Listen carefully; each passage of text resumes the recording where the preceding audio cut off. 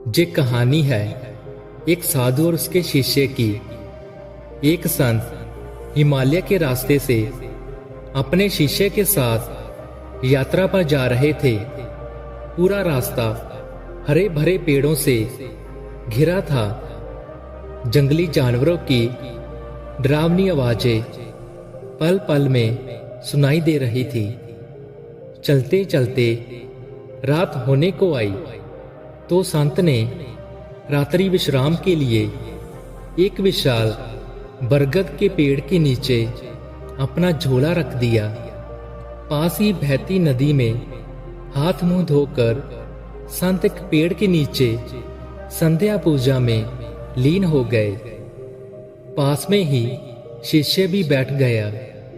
कुछ ही देर बाद शिष्य के कानों में शेर की दहाड़ की आवाज सुनाई पड़ी। वह भय से थर थर कांपने लगा। तभी शेर उसे अपनी ओर आता हुआ दिखाई पड़ा। वह फुर्ती से पेड़ पर चढ़ गया। शेर पेड़ के नीचे आया। उसने ध्यान में मगन हुए संत को सूंघा। उनके चारों ओर घूमकर चक्कर काटा और कुछ क्षण मौन खड़े होकर चुपचाप वापस चला गया। ये सारा दृश्य पेड़ पर चढ़ा हुआ शिष्य देख रहा था। कुछ देर बाद संत का ध्यान टूटा। दोनों ने कुछ जंगली कंदमूल खाए और सो गए। सुबह में नित्य कर्मों से निपटकर संत अपनी मंजिल की ओर चल पड़े। चलते चलते संत को उड़ती हुई एक मधुमक्खी ने डंक मार दिया। डंक की पीड़ा से एकदम तड़प उठे।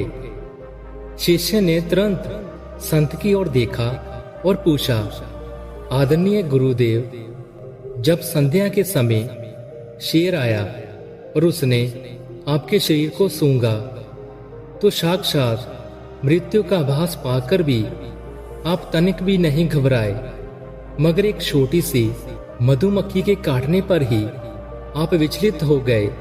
आखिर ऐसा क्यों?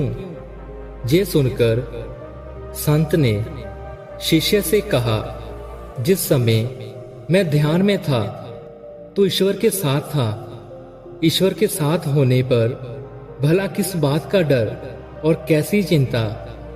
हाँ, इस समय तू मेरे साथ है, इसलिए मेरी चीख निकल गई। दोस्तों, इस कहानी से हमें यही सीख मिलती है कि हमें हमेशा ईश्वर पर विश्वास रखना चाहिए और ध्यान करना चाहिए।